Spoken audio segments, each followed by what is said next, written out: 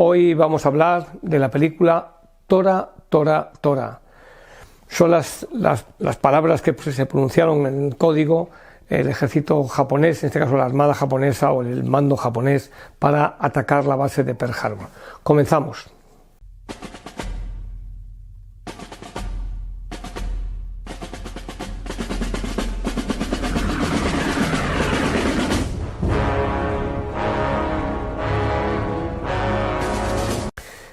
Bien, Tora, Tora, Tora, una película, decíamos, siempre tengo que concatenar y saber y poder ver de qué año es la película y qué año me recrea.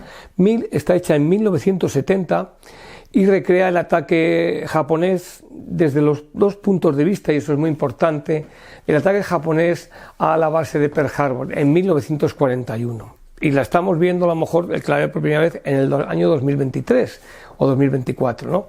Cuando ya depende cuando veáis este vídeo. Entonces, estamos hablando de una diferencia casi de 80 años, pero hay que saber un poco distinguir qué es lo que me está contando este Tora, Tora, Tora.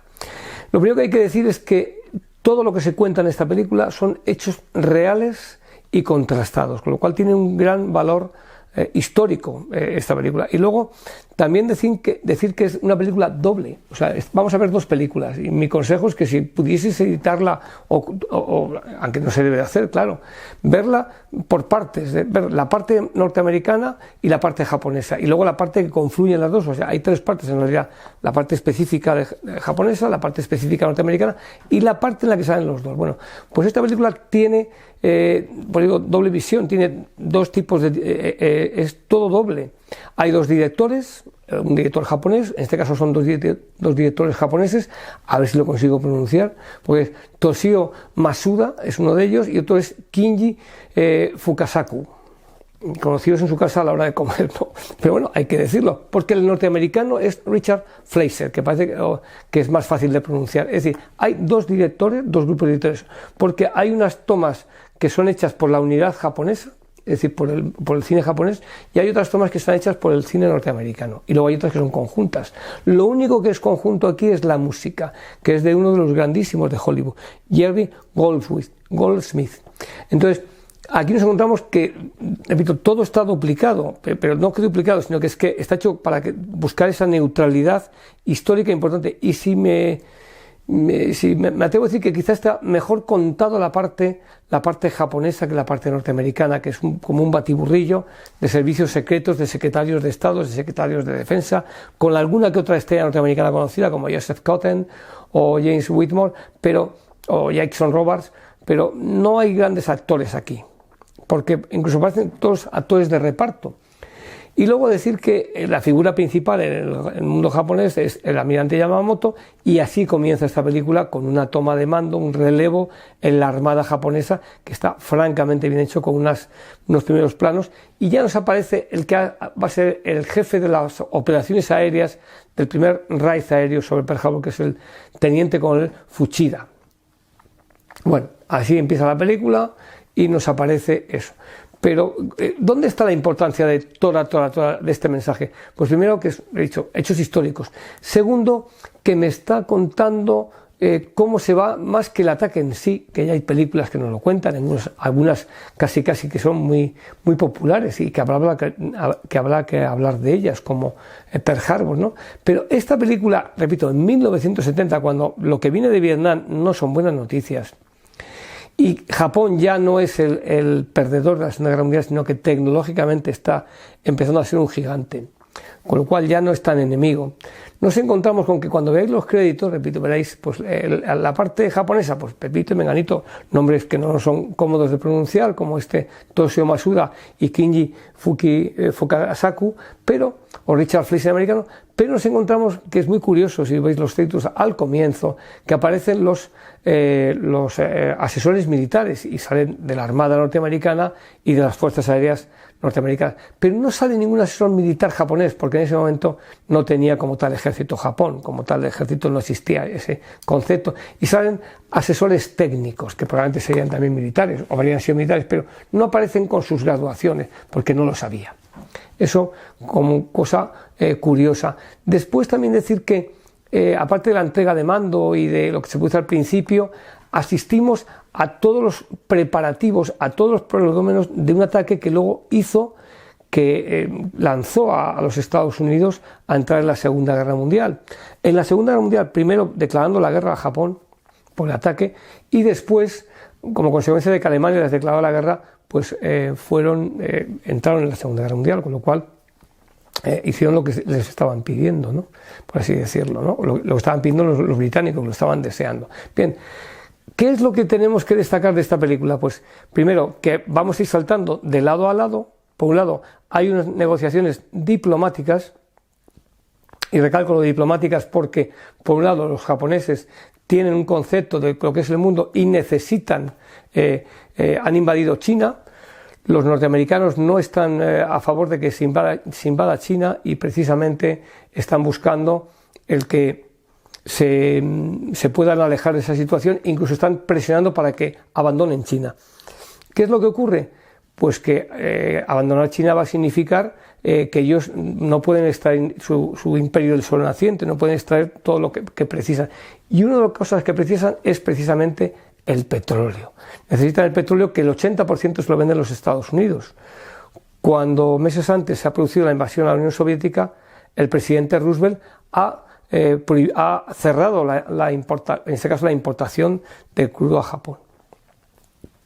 Eso es un dato que aquí aparece muy de pasada, pero aquí lo que aparece es la estrategia japonesa, las diferencias que hay, porque es un ataque que es muy peligroso, está a mucha distancia, y luego aparecen diversas cosas que hay que comentar. Por un lado, cuando nos hablan los norteamericanos, ellos tienen un servicio de seguridad, un servicio secreto, tanto del ejército como de la armada, y están recibiendo, incluso están descifrando los códigos secretos de los japoneses. Es decir, lo que la embajada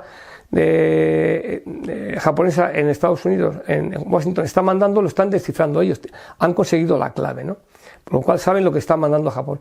Y luego tiene una especie de cajón que es muy curioso, que se abre un cajón que le llaman los 12 apóstoles, que es que cada mensaje que descifran los servicios secretos, que aparece un oficial, un capitán de fragata de la Armada y un teniente coronel del Ejército de Tierra, que son los que informan a la alta cumbre, al secretario de Estado, que es Joseph Cotten, o incluso al general Marshall, el jefe de todo el Estado Mayor norteamericano.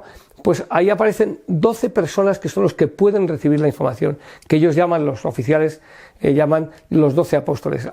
En varias secuencias vemos que lo que sale descifrado por la máquina, en papel, en un cuarto que solo entran ellos dos y el operador, lo meten luego en un portafolio, en una cartera de cuero, muy de los años 40, lo cierran con un candado y se van a presentar el informe.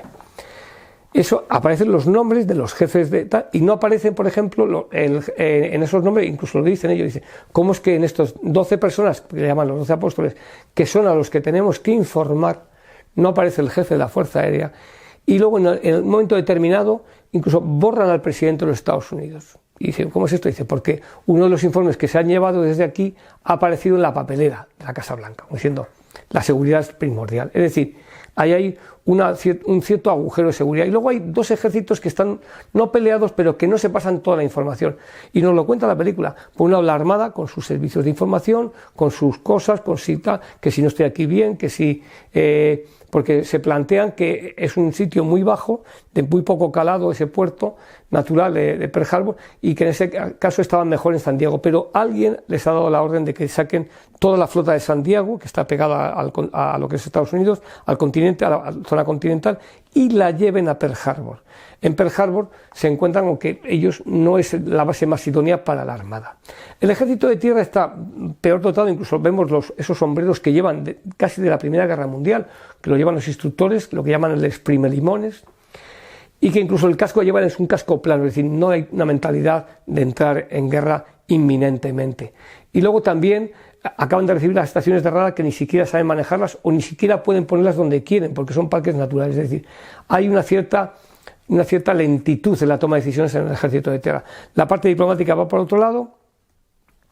Los japoneses preparan su estrategia, preparan la táctica, verla con detenimiento, fijaron en esos aviones torpederos que tienen un problema, y es que los torpedos se pueden hundir y necesitan que el torpedo vuela. Y luego hay dos momentos en los cuales se habla aparte de las órdenes de alerta que se dan continuamente, y del radar y de esa seguridad y cómo van despertando, hay un momento en el que se habla precisamente de Tarento. Tarento es un puerto italiano en el cual los aviones británicos, utilizando el sistema de no tirar bombas, sino tirar torpedos de los aviones, es decir, innovando, decíamos que el ejército que inventa gana.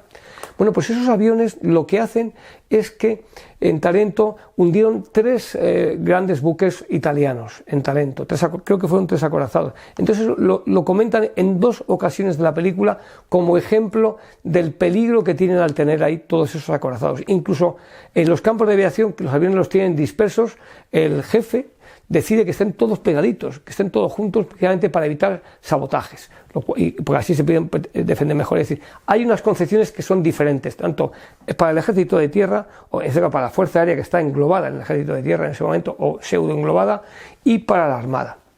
Hay muchas películas, hay muchos papeles, hay muchos documentos, hay un libro muy interesante que se llama Tola sobre esto, que recoge este devenir, pero lo que sí que está claro es que se cuentan todas las conversaciones, incluidas las conversaciones diplomáticas con el embajador en Tokio, y cómo ese mensaje llega más tarde, el mensaje del ultimátum que da Japón a Estados Unidos llega después de haber sido bombardeado. Me quedo con una frase que a lo largo de la película se cita, cuando el almirante Yamamoto dice: me temo que hemos despertado a un gigante dormido, porque claro, no es lo mismo que te digan te voy a atacar y luego te ataco, a que te digan te ataco y oye, que ahora te llega el mensaje. Entonces llegó tarde por el motivo que sea, y eso enfureció muchísimo a los Estados Unidos, con lo cual si ya había cierta igualdad a la hora de decir entramos o no entramos a la Segunda Guerra Mundial, a raíz de esto se declaró la guerra al Japón, no a Alemania.